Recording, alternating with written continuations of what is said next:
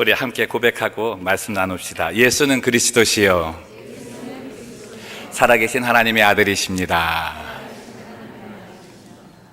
사진 한 장 보여드리고 싶은데 2016년 작년입니다. 작년 겨울 12월 10일자 영국 텔레그라프라고 하는 잡지에 난 기사인데요.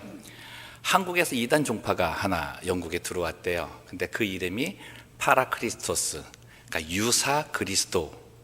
그래서 이제 사이비 단체가 들어왔는데 영국의 500여 교회에 무료 성경 공부를 가르친다고 하면서 들어온 거예요.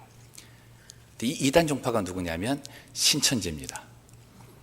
그래서 영국에서 이 난리가 난 거예요. 이 젊은이들이 이 성경 공부를 하고 나서 회사를 그만두고 가정이 해체되고 학교를 그만두고 한국에 돌아와서 이 신천지에 들어가기 위해 비행기를 탄다고 합니다.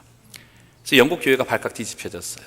그래서 영국 그 교회 안에 성결교, 개신교, 카톨릭 뭐 이런 종파를 다 통합해서 이 신천지에 대한 경고를 내렸다고 합니다. 저희 교회도 이쪽으로 들어오시다 보면, 나가시다 보면 앞에 신천지 경고문이 있어요. 제가 사역했던 뉴욕, 뉴저지는 대단합니다. 거긴 아예 신천지 이 회관까지 있어서 그 세력이 대단한데, 이 무료 성경 공부라고 하는 데에 이제 성도들이 많이 마음이 간다는 거죠. 우리 성도님들께 제가 하나의 조언을 드리면, 성경 공부하고 싶으시잖아요. 근데 이제 성경 공부하고 싶은 그 단체를 어떻게 찾아야 되는가, 그렇게 마음에 드시면 우리 목사님들께 먼저 물어보세요. 이 성경 공부 단체가 괜찮은 단체입니까? 물어보셔서 우리 목사님들이 괜찮은 곳입니다 라고 이야기하면 거기 가세요. 그러면 안전할 수 있습니다. 저는 이 기사 보면서 그런 생각을 했어요. 이단은 있다. 마지막 세대의 이단은 있고, 또 신천지와 같이 많은 영향력을 줄 수 있는 그런 이단도 있는데, 이 이단들이 공격하는 곳이 사회단체가 아니라는 곳입니다. 교회라는 곳이에요. 영국에 있어 이 가장 어려움을 당한 곳이 어디냐면 500여 교회라는 거예요. 500여 교회. 교회가 신천지가 들어와서 무료 성경 공부를 할 때 그 안에 가장 주된 내용은 예수가 없습니다. 예수가 없고 메시아가 이 신천지 교주가 된 거죠. 근데 그건 믿고 다 넘어갔다는 얘기예요. 그 내용이 너무나 제가 마음이 아픈 거죠. 이유가 뭐라고요? 교회는 있는데 예수가 없는 거예요. 모임은 있는데 예수가 없는 거예요. 진리가 없는 겁니다. 진리가 무엇입니까? 내가 곧 길이요 진리요 생명이라고 하신 예수님이라는 거죠. 믿으십니까? 예수님이 없으면 생명이 없는 거죠. 예수님이 없으면 진리가 없는 겁니다. 주님은 말씀합니다. 진리가 우리를 자유케 할 것이다. 근데 진리가 없으니까 어떻게 해요? 어둠의 세력에 끌려다니는 거예요. 묶여 사는 거예요. 저는 저희 교회에 감사한 게 뭐냐면, 우리 포틀랜드 영락교회는 예수님이 계셔서 감사합니다. 예수님이 계셔서 감사해요. 어찌됐든 간에 예수님이 주인 되셔서 감사해요. 저는 한 주 동안 이 기사 보면서 묵상을 했습니다. 교회는 윤리적인 것, 도덕적인 것으로 인성을 가르치기 이전에 예수님 먼저 가르쳐야 된다. 예수님을 가르치고 예수님을 알게 하고 예수님을 믿어서 그를 살아계신 하나님의 아들로 모시고 나의 구세주라고 고백하게 하는 것이 교회의 목적이다라고 생각을 했습니다. 저는 그리고 이 교회에 있는 모든 성도님들이 그러한 성도가 되어야 된다라고 저는 생각을 합니다. 이 일에 우리 모든 성도님들이 기도하시고 협력해 주셨으면 합니다. 그래야 저도 하나님 앞에 섰을 때에 할 말이 있을 것 같아요. 저는 확신합니다. 예수를 바로 알고 예수를 바로 믿으면 하나님의 형상으로 회복됩니다. 그 회복된 형상 속에 예수님 닮아가는 거예요. 그럼 그 안에 예수님 계시지 않겠습니까? 오늘 저는 또 마가복음 통해서 예수님에 관한 이야기를 할 것인데, 여러분들이 이 마가복음을 읽으시면서 예수님에 대한 지식을 하나씩 배워갔으면 좋겠습니다. 그리고 그것이 여러분의 마음속에 믿음으로 자리 잡고 고백되었으면 좋겠습니다. 오늘은 세 번째로 예수님의 세례 내용을 나누려고 하는데, 지난주에 저는 여러분들과 함께 예수님께서 이 땅에 오시면서 새롭게 열린 두 가지의 일이 있다고 말씀을 드렸습니다. 그 하나는 물세례 이후에 일어나는 성령 세례라고 말씀을 드렸고, 두 번째는 무엇이 회복되는 것입니까? 네, 감사합니다. 잊어버리셔야 제가 또 할 수 있습니다. 하나님의 나라가 회복되는 것이다. 그러니까 하나님의 나라가 내 삶에 회복되는 건 하나님의 능력이 내 삶에 임하는 것이죠. 한 주 동안 또 하나님의 나라의 그 은혜가 있어서 하나님의 능력으로 살아오신 줄로 믿습니다. 근데 이 성령 세례를 말씀드리면서 물 세례를 말씀드렸는데, 이 물 세례는 그리스도를 고백한 자들의 공동체, 그것을 나타내는 데 있어서도 가장 중요하다 그랬잖아요. 그러니까 그리스도인이라면은 다 받는 게 물 세례예요. 근데 오늘 그 물 세례를 예수님도 받고 계십니다. 근데 예수님이 받으실 때의 물 세례가 우리들이 받을 때의 물 세례하고는 조금 다른 모습이 있어요. 그걸 한번 말씀 보면서 나누려고 합니다. 9절에서 11절 말씀. 그때에 예수께서 갈릴리 나사렛으로부터 와서 요단강에서 요한에게 세례를 받으시고 곧 물에서 올라오실새 하늘이 갈라짐과 성령이 비둘기같이 자기에게 내려오심을 보시더니 하늘로부터 소리가 나기를 너는 내 사랑하는 아들이라 내가 너를 기뻐하노라 하시니라. 아멘. 이 본문 내용 그 현장 자체가 이제 예수님의 세례식 장면이죠. 갈릴리 나사렛으로부터 예수님이 오셔서 세례를 받으십니다. 요단강에 가서 세례 요한에게 무릎을 꿇고 그 안에서 물 세례를 받습니다. 근데 그 모습이 다른 사람들이 세례를 받을 때하고는 좀 다른 거죠. 예수님이 세례를 받으실 때 그 나타난 세 가지 현상이 있었습니다. 그 첫 번째 현상이 뭐냐면 예수님께서 물에서 세례를 받고 올라오실 때 하늘이 갈라졌다라고 되어 있습니다. 하늘이 갈라졌다. 여러분 그 원어에 보면 이 하늘이 갈라졌다라는 것이 이 문이 이렇게 닫혔다가 문이 이렇게 열리는 이런 갈라짐이 아닙니다. 이 어떤 가로막이 하나가 있는데 가로막의 중간에다 이렇게 칼집을 내가지고 이렇게 이렇게 나올 수 있는 공간을 만들잖아요. 그러고 나서 뒤에서 거기를 가르고 터쳐 나오는 모습, 그 모습을 표현한 것이 하늘이 갈라졌다라고 얘기하는 거예요. 이 쇼 같은 거 보시면 이 가로막 뒤에 어느 그 주인공 배우가 숨어 있다가 사회자가 나오세요 하면은 짠하고 나오면서 이제 가르면서 쫙 나오는 거 있잖아요. 쇼도 안 보고 성경도 안 보고 무슨 반응이 뭐가 돼야 이게 뭘, 그러니까 이게 여하튼 그래요.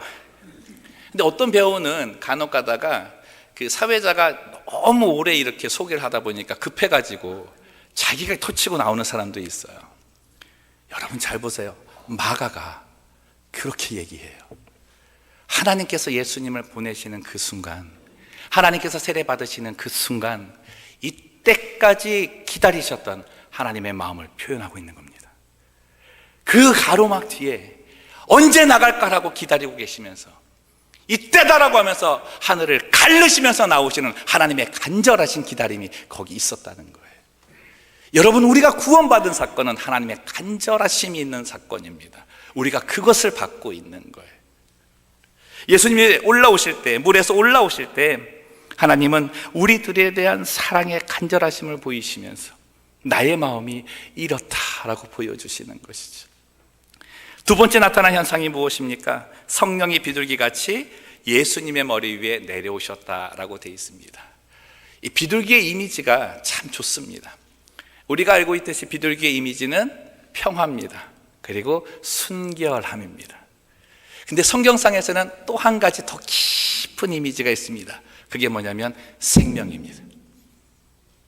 이 비둘기의 이미지 안에는 생명이 있습니다. 하나님께서 세상을 창조하신 이후에 보기 좋았는데 사람이 죄 짓고 나서 이제 좀 그 타락의 세상으로 변했잖아요. 근데 이 죄가 세상에 관영하였다라고 성경이 표현하는데 죄가 가득한 거예요. 어디를 봐도 죄가 없는 곳이 없는 그런 상태가 돼버렸습니다. 그때 하나님께서 마음 아픈 결정을 하시죠. 어떻게 해요? 홍수로 다 쓸어버리겠다. 그래서 홍수를 내리셔서 쓸어버리기 전에 한 가정을 남겨두십니다. 그 가정의 이름이 무엇입니까? 누구 가정입니까? 네, 노아 가정입니다. 노아 식구 8명만 방주에 태워서 이제 그들을 통해 이제 살게 하시는 거죠. 홍수가 났어요. 이제 그 모든 것이 다 쓸려버리고 나서 이제 배만 둥둥둥둥 떠다니고 있죠. 근데 방주 안에 있는 이 8명의 가족은 뭐만 기다리는 거예요? 물 빠지기를 기다리는 거잖아요. 그래서 이제나 저제나 기다리고 있는 겁니다. 그러다 어떻게 해요? 물이 좀 감아였나 해서 첫 번째는 까마귀를 내보냈어요. 근데 까마귀는 가깝고 이게 참 자기 좋았는지 돌아오지를 않는 거예요. 그러고서 내보낸 게 뭐예요? 비둘기였어요. 첫 번째 비둘기를 내보냈더니 이제 물이 아직 가득 차니까 그냥 돌아왔어요. 일주일 후에 또 내보냈어요. 그랬더니 이 비둘기가 뭘 물고 왔어요. 여러분, 그 말씀이 굉장히 중요한데 성경 말씀 보겠습니다. 창세기 8장 11절 말씀인데 다 같이 있습니다. 시작. 저녁 때에 비둘기가 그에게로 돌아왔는데 그 입에 감람나무 새 잎사귀가 있는지라 이에 노아가 땅에 물이 줄어든 줄을 알았으며. 일주일 후에 비둘기를 내보냈는데 비둘기가 돌아오면서 감람나무 잎사귀를 입에 물고 들어온 거예요. 여러분, 말씀드렸죠? 감람나무는 무슨 나무라고요? 네, 올리브 나무입니다. 올리브 나무. 이스라엘에는 감람나무가 없어요. 중국에 있는 감람나무와 모양이 비슷해서 이 성경을 번역하다가 중국말로 번역한 것이 올리브 나무를 감람나무로 번역하는데, 이 올리브 나무 잎사귀가 로마서에서는 예수님의 비유가 되는 잎사귀입니다. 그러니 비둘기가 그 잎사귀를 가지고 왔을 때 노아 가정에는 생명의 소식을 전달해 준 거예요. 성령이 비둘기같이 예수님 위에 임하였다라고 하는 건 새로운 생명의 역사가 예수님으로 시작됨을 알려주는 거죠. 여러분 믿으십시오. 예수님 외에는 구원의 이름이 없습니다. 예수님 외에는 구원의 방법을 하나님께서 주신 적이 없는 거예요. 언제부터요? 창조 때부터 그러셨습니다. 성령의 임하심, 구약에서도 이 성령의 임하심 사건들이 있었습니다. 하나님께서는 하나님의 일을 할 사람들에게 성령의 임재를 통해 능력을 주셨어요. 간혹가다 우리는 그래서 성령을 받았다라고 얘기했을 때 어떤 파워, 힘과 능력으로 이렇게 오해할 때가 있는데, 인격적으로 오신 성령께서 그에게 능력을 부여해 주시는 거죠. 예를 들면 광야에서 성막을 짓고 그 성막 안에 있는 기구를 만들 때 하나님께서는 그들에게 성령을 주셔서 능력을 감당케 하셨습니다. 그 대표적인 사람이 부사렐과 오홀리압이라고 하는 사람이죠. 근데 그들은 장인이었습니다. 손재주가 굉장히 좋았어요. 그럼에도 불구하고 하나님은 너희의 인간의 손재주로는 하나님의 일을 할 수 없다라고 하신 거죠. 그래서 그 재주 위에 하나님께서 성령으로 지혜를 주시고 능력을 주셔서 그 일을 감당케 하셨다라고 말씀하고 있습니다. 사랑하는 성도 여러분, 내 일터에서 일을 하실 때 내게 재주가 있습니다. 내게 능력이 있습니다. 내게 탤런트가 있습니다. 그러나 그것이 하나님의 일로 바뀌려면 이 성령의 지혜를 받아야 됩니다. 하나님이 주시는 지혜를 받아야 내가 거기서 하는 것이 하나님의 일로 바뀔 수 있다는 것이죠. 그 은혜 다 누리시기를 바랍니다. 그런데 오늘 받는 예수님의 성령 임하심은 차원이 또 한 단계 다른 거죠. 예수님은 성령의 어떤 그런 능력을 따로 체험할 이유가 없으십니다. 그러면 성령은 왜 오늘 예수님의 세례식 때 비둘기처럼 그 위에 임하셨을까요? 함께입니다. 함께. 지난주에도 말씀드렸지만 하나님의 구원 사역은 삼위 하나님이 함께 하신다 그러잖아요. 예수님이 하시는 모든 일 위에는 누구가 함께 하신다는 거예요? 성령께서 함께 하신다는 거예요. 성령께서 함께 하신다는 거. 그래서 예수님의 구원을 받은 자 안에는 성령이 이제는 떠나지 아니하시고 내주하신다 약속하는 그 예식이 예수님의 세례식에 나타나 있는 것입니다. 세 번째의 모습은 예수님이 하나님의 아들로 선포되는 모습입니다. 근데 여기에는 하나님의, 예수님의 아버지 되신 그 사랑의 마음이 담겨 있습니다. 다시 말씀을 보시면 11절 말씀인데, 하늘로부터 소리가 나기를, 함께 있습니다. 너는 내 사랑하는 아들이라 내가 너를 기뻐하노라 하시니라. 여러분 가끔 이렇게 길 가다 보시면 이 포틀랜드가 진짜 날씨가 굉장히 좋아지고 하니까 괜찮아요. 하늘을 볼 때 구름 사이로 빛이 내려올 때가 있죠. 이상하게 고기만 이렇게 동그랗게 되면 빛이 내려올 때가 있어요. 그때 여러분 어떤 그 마음을 가지십니까? 으아, 멋있다. 이렇게만 끝나세요? 아니더라고요. 이게 참 그 믿음이 있는 사람이 있는 게 뭐냐면, 야, 하나님의 빛이 이렇게 뭐 밑에 내려오는 것 같다. 이렇게 감동도 없고, 하늘도 안 보고. 아니, 우리 둘째가 그래요. 차를 타고 가다가 이렇게 열리는 걸 앞만 보고 있는데, 그거 보더니, 오! 아빠, 하나님이 하늘에서 빛을 내려주셔! 막 이래요. 여러분, 근데 그 장면만 봐도 우리에게 감동이 있는데, 하늘에서 소리가 나는 거예요. 그 현상과 함께 소리가 나는 거예요. 뭐라고요?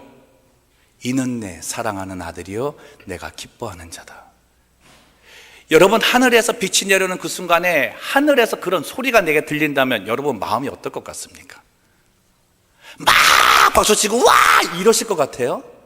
아닐걸요? 굳을 겁니다. 그 장엄함에, 그 거룩함에, 그 놀람에 굳을 수밖에 없는 거예요.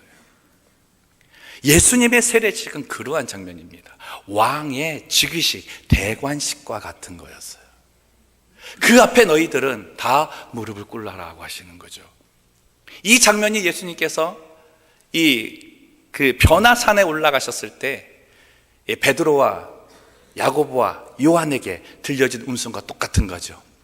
이는 내 사랑하는 아들이라 너희는 그의 말을 어떻게 하라? 들을지어다. 그 음성 들을 때 세 제자가 어떻게 해요? 고개를 납작 엎드렸어요. 아무것도 느끼지 못했습니다. 여러분, 하나님의 놀라우신 선포가 그때 나타난 것이죠. 얼마나 좋으셨을까? 그런 생각 해봤어요. 야, 이 하나님이 아들을 세상에 보내시면서 이 아들은 내가 사랑하는 아들이다. 내가 기뻐하는 아들이다. 그리고 이 아들이 너희를 이 죄에서 구원할 구세주다 라고 선포하실 때 얼마나 좋으셨을까를 생각해 봤습니다. 오늘 파더스데이인데요, 아버지들이 자녀를 사랑한다는 표현 그렇게 쉽지 않지 않습니까? 요즘은 좀 세대가 좀 달라져서 또 이렇게 또 스윗한 아버지들이 많은데, 당시에 이스라엘 그 문화 안에는 한국보다 더한 가부장적인 제도였거든요. 그러니까 아버지와 자녀 가운데 사랑해, I love you 거의 없습니다. 그냥 놓고 기르는 거예요. 그러는 가운데 아버지가 평생에 한 번 그냥 사랑한다라고 얘기하면 그 무게와 의미는 대단한 거죠. 이 마가가 그거 기록하는 거예요. 하나님 아버지에게서 예수님에 대해서 사랑한다, 기뻐한다라는 표현이 나온 건 그 무게가 우리들이 표현하는 것과는 다르다는 거예요. 우리가 사랑을 표현한 것보다는 더 깊고 더 큰 사랑으로 아끼는 그 아들이라는 것을 표현해 주고 있는 거죠. 여러분, 그것이 우리에게 임했다는 겁니다. 예수님의 세례식을 통해 하나님께서 예수님을 사랑하시는 그 사랑이 우리에게 임했다는 겁니다. 요한복음 1장 12절 말씀에 그렇게 되어 있습니다. 영접하는 자, 곧 그 이름을 믿는 자들에게는 어떤 권세를 주십니까? 하나님의 자녀가 되는 권세를 주십니다. 예수님께 하셨던 너는 내 사랑하는 아들이다, 내가 너를 기뻐하노라는 말씀을 지금 내게 주시는 거예요. 너는 내가 사랑하는 딸이다, 너는 내가 사랑하는 아들이다, 내가 너를 세상에서 가장 기뻐한다 라고 말씀하시는 거죠. 그 음성에 축복의 은혜 누리시기를 주님의 이름으로 축복합니다. 그게 성령 세례 받은 사람. 그 마음을 생각하다가 한편 마음에 먹먹해짐을 또 가진 게 뭐냐면, 한번 들어보세요. 세상에서 가장 사랑하는 그 아들, 가장 기뻐하는 그 아들이 내가 지금 선포한 이후 3년 있으면 죽어야 됩니다. 내가 사랑하는 그 아들이 이 땅에 와서 내가 그렇게 기뻐하는 그 아들이 죽어야 되는 거예요. 한마디로 말하면 건장하게 잘 키워놓은 내 아들이 아프가니스탄 같은 죽음의 전장터에 내일 가겠다는 거예요. 언제 죽을지도 모르는 그 자리에 가겠다는 거예요. 동네 사람한테 얘기하는 거예요. 내 아들 건장하게 잘 컸는데 내일 전장터에 갑니다 라고 얘기할 때 사람들은 와 대단하다, 장하다 라고 얘기할지 몰라도 보내는 부모의 마음은 그렇지 않겠죠. 하나님의 마음이 그 안에 담겨져 있는 겁니다.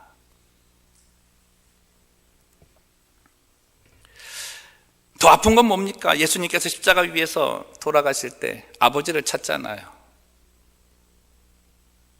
그 아버지를 찾는 그 순간에 아무것도 못 해주는 거예요.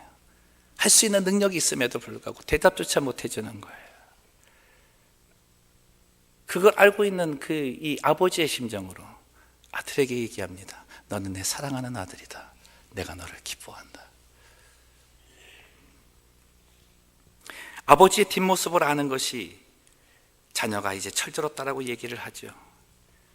아버지의 그 사랑을 깨닫는 그 순간부터 우리는 아버지의 그 뒤를 따라가기에 주저함이 없다 이야기를 합니다. 하나님이 이 사랑을 우리에게 주셨다면, 그리스도로 말미암아 이 사랑을 알게 하셨다면 우리는 하나님의 마음을 헤아려 사는 자가 되어야 된다는 거죠. 주님을 믿는 자, 구원받은 자, 성령의 감동을 받는다는 건 오늘 성가대가 찬양한 것처럼 아버지 하나님의 마음 아는 거예요. 아버지 하나님의 마음 이해해 주는 거예요. 너를 위해 십자가에 달려 죽은 그 예수라는 존재는 내가 사랑하는 아들이었다고, 내가 기뻐하는 아들이었다고.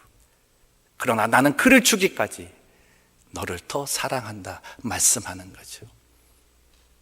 감사하며 살아야 되지 않을까요? 잘 믿어야 되지 않겠습니까? 우리 그 마음 갖고 정말 진실되게 고백합시다. 하나님, 예수님 잘 믿겠습니다. 우리 고백합시다. 하나님, 예수님 잘 믿겠습니다. 그 고백 원하시지 않겠어요? 마지막으로 이 예수님의 세례식에 나타나는 특별함은 완전한 내려놓음이 무엇인가를 가르쳐 주신 겁니다. 완전한 내려놓음이 무엇인가? 세례 요한이 베푼 세례의 특징이 있습니다. 성경상에서 얘기할 때 세례 요한이 베푼 물 세례는 어떤 세례라고 얘기합니까? 회개의 세례라고 얘기를 하죠. 그렇다면 그 자리에 온 모든 자들은 무엇을 하게 돼 있을까요? 죄에 대한 고백을 하게 돼 있습니다. 회개를 하게 돼 있다고요. 그럼 거기 온 사람들은 다 죄인인 거죠. 근데 예수님은 물 세례를 받을 때 이걸 안 하십니다. 죄에 대한 고백을 안 하세요. 회개를 안 하세요. 왜요? 그분은 죄가 없으시기 때문입니다. 의인인 거죠. 완벽한 의인인 거죠. 말씀으로 확인하면 히브리서 4장 15절에서 이렇게 말씀하고 있습니다. 우리에게 있는 대제사장은 우리의 연약함을 동정하지 못할 이시가 아니요 모든 일에 우리와 똑같이 시험을 받으시니로되 뭐는 없느니라? 죄는 없으시니라. 죄는 없으시니라. 예수님은 완전한 인간의 모습으로 이 땅에 오셨지만 하나님의 본성을 그대로 가지고 계십니다. 성령으로 잉태하신 그 예수님 안에는 죄가 없어요. 죄와 상관없이 사셨습니다. 그래서 회개할 거리가 없는 거죠. 그분의 존재가 어떠한 존재냐면 빌립보서에 보면 그렇게 돼 있죠. 하나님과 동등된 자리에 있었다. 그러나 동등된 자리에 있지 아니하시고 그걸 다 버려버리시고 우리 죄인과 같은 종의 형체를 입었다라고 말씀을 합니다. 하나님과 동등된 그 자리는 우리가 찬양을 드릴 때, 지금 예배를 드릴 때, 경배를 드리는 모든 것을 다 받으실 수 있는 자리예요. 영광도 있고 존귀도 있고 그 모든 영화를 다 누릴 수 있는 자리를 다 내려놓고 오셨다는 거죠. 진정한 내려놓음이 무엇인가? 여러분, 저희들이 신앙생활하면서 내려놓는다 많이 하지 않으세요? 우리 그래요. 뭐 내 생각을 내려놓느니 뭘 내려놓는지 그러는데, 여러분, 우리 인생에 있어서 모든 것을 내려놓았다고 할 수 있는 표현은 내 자존심 내려놓을 때 그러는 거예요. 나라는 존재라는 그 자존심 내려놓을 때 내 모든 것을 다 포기했다고 하는 겁니다. 물질 포기할 수 있어요. 명예 포기할 수 있습니다. 그러나 뭘 포기를 못해요? 자존심은 포기 못해요. 가정 안에서도 싸우면서 가장 큰 문제가 뭐예요? 자존심 내려놓지 못하는 거예요. 예수님의 내려놓음은 자신의 모든 것을 포기한 거죠. 요단강가에 선 그 순간 나는 너희와 같은 죄인의 무리에 들어와 있겠다라고 고백하시는 겁니다. 그 그 안에 있으면 누구라도 손가락질할 수 있죠. 여러분, 그래서 바리새인들이 예수님 보고 손가락질한 거예요. 제자들에게 말하죠. 너희 선생은 어찌하여서 죄인들과 함께 있느냐? 너희 선생 그렇게 의롭다고 하면서 어떻게 죄인들과 함께 먹고 마시는 그 자리에 있느냐? 내려놓지 않으면 그 자리에 갈 수가 없는 겁니다. 본문에 보면 그때에 라는 말이 나옵니다. 이때가 언제예요? 모두가 자신이 죄인임을 깨닫고 세례를 받으러는 그때에, 정말 모두가 죄인으로 주목받는 그때에 예수님은 그 자리에 섰습니다. 지금의 우리로 말한다면 누구를 위해서? 바로 나 한 사람을 위해서 기꺼이 그것을 맞아 들이신 거죠. 요즘 시대가 어떤 시대입니까? 스펙의 시대 아닙니까? 뭔가 남보다 좀 뛰어난 하나를 더 얻기 위해서 애쓰며 노력하는 세대잖아요. 근데 왜 그 스펙을 가지려고 할까요? 대우받기 위해서 그래요. 대우받기 위해서. 그 스펙 가지고 대우받지 못하면 언제라도 그 자리 떨쳐버리고 나올 수 있고 다른 자리 찾아가잖아요. 그리고 어떻게 해요? 남에게는 절대 질 수 없다라고 하는 그런 마음 우리에게 항상 내포하고 있는 게 많습니다. 나보다 높은 자리에 있는 사람은 내려놔야 되겠고요. 근데 정말 재밌는 게 뭔지 아십니까? 그렇게 내려놓고 싶은 그 자리에 나는 오르고 싶은 거예요. 저 사람 내려놔야 되겠는데 어떻게 해요? 나도 한번 그 자리에 한번 가보고 싶은 감추인 욕망 속에 사는 것이 우리의 인생이라는 겁니다. 포기하지 못하는 것이 그거라는 거죠. 예수님의 세례식은 그것을 가르쳐 줍니다. 그러기에 대우받고자 하는 그 마음이 있는 무리 속에서는 시기와 분쟁과 다툼밖에 없다는 거예요. 예수님 당시에도 그랬습니다. 대제사장, 장로, 바리새인, 서기관, 무언가 떵떵거리며 할 수 있는 사람들은 세도를 부렸죠. 그 세도를 또 받는 가난한 사람들은 그저 받기만 했습니다. 뭐라고 욕하고 싶은 마음이 있었지만 눌려서 못했었죠. 근데 그들 마음에 뭐가 있었다는 거예요? 나도 저 자리에 한번 가보고 싶은 마음이 있었다는 거죠. 그때 마가가 이 말씀을 던지는 겁니다. 높아지려 하지 말아라. 예수님의 낮아지심이 진정한 화평을 이룰 수 있는 것이다라는 교과서를 내주고 있는 것입니다. 사랑하는 성도 여러분, 자신을 주장할 수 있는 자리에서, 자신이 대우받을 수 있는 자리에서 오히려 나를 주장하고 대우를 받기 원하면 거기에는 분쟁만 있습니다. 다툼만 있어요. 가정에서도 그렇고 직장에서도 그렇고 교회에서도 그렇습니다. 그래서 싸우는 거예요. 그래서 욕을 하고 비방하고 시기하는 거예요. 근데 내가 나를 주장할 수 있는 그 자리에서, 대우받을 수 있는 그 자리에서 예수님을 닮아 한 번 포기하고 한 번 내려놓고 오히려 내가 그 어려운 자리에 가겠다라고 하는 그 순간 무엇이 이루어집니까? 화평이 이루어지는 겁니다. 저는 생각해 보았습니다. 왜 예수님께서 이 땅에 태어나실 때 왕궁에서 태어나지 않으셨을까? 왜 그분이 자라나실 때 왕의 자녀로서 귀족처럼 자라나지 않으셨을까? 충분히 그럴 수 있는데, 만약 그렇게 오셨다면 시기와 분쟁과 다툼은 사라지지 않았을 것입니다. 똑같았을 것이니까. 아무리 가난한 자에게 간다 그래도 그들은 예수님이 자랐던 그 환경, 예수님이 받았던 그것, 그 영화를 누리기 위해 그것만 부러워할 것이 아니냐. 죄성이 있는 우리가 그 안에서 무엇을 구할 것인가? 똑같을 것이라는 거죠. 그러기 위해 예수님 먼저 그 모든 지위를 내려놓으셔야 됐습니다. 화평이 있는 자리에 서는 것은 쉽지 않습니다. 가고 싶지 않은 자리, 하고 싶지 않은 일 해야 하거든요. 사랑하는 성도 여러분, 예수님 한번 생각해 보세요. 가기 싫은 죄인의 자리에 갔어요. 갈 필요 없잖아요. 손가락질 당하지 않을 그 자리에 있음에도 불구하고 손가락질 당할 그 자리에 가셨습니다. 더군다나 절대로 질 수 없는 사단 앞에서 십자가를 지신 분이세요. 죽임을 맞으신 분이십니다. 내가 예수님의 이 은혜를 입었다면, 이 가르침 받아놔야 되는 완전한 내려놓음, 그 낮아짐이 화평을 이룬다. 그것이 우리 가정과 직장과 교회에 일어나기를 주님의 이름으로 축복합니다. 그 내려놓음이 있다면 화평한 거예요. 말씀을 정리합니다. 예수님은 세례를 받기 위해서 요단강으로 가셨습니다. 세례 요한 보고 오라 그러지 않으셨어요.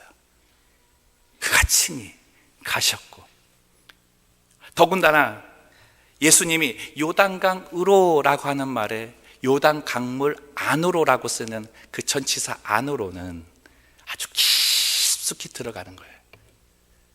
예수님 요단강 안으로 들어가는 그 순간 예수님은 우리 안에, 우리의 삶에 깊숙이 들어오시는 겁니다. 하나님은 어떻게 해요? 하늘을 가르시면서, 그를 터치시면서 나오시면서 우리 안에 있는 어둠의 삶에 들어오셔 구원의 선물을 주신 분이십니다. 이제 그 은혜를 누리며 사는 것이 성령으로 임할 것인데, 그 은혜 받으며 살아야 되지 않으시겠습니까? 축복합니다. 이 은혜 받으셔서 우리 예수님과 함께 낮아지심과 내려놓으심의 삶을 닮아가시기를 바랍니다. 삶의 비밀을 하나 알려드려요. 내가 낮아지면 높아지는 분이 한 분 계십니다. 그분이 누구십니까? 예수님입니다. 나는 낮아졌는데 예수님의 높아짐으로 내가 높아집니다. 여러분, 이게 지혜입니다. 높은 지위에 있는 예수님은 저를 항상 데리고 다닐 거거든요.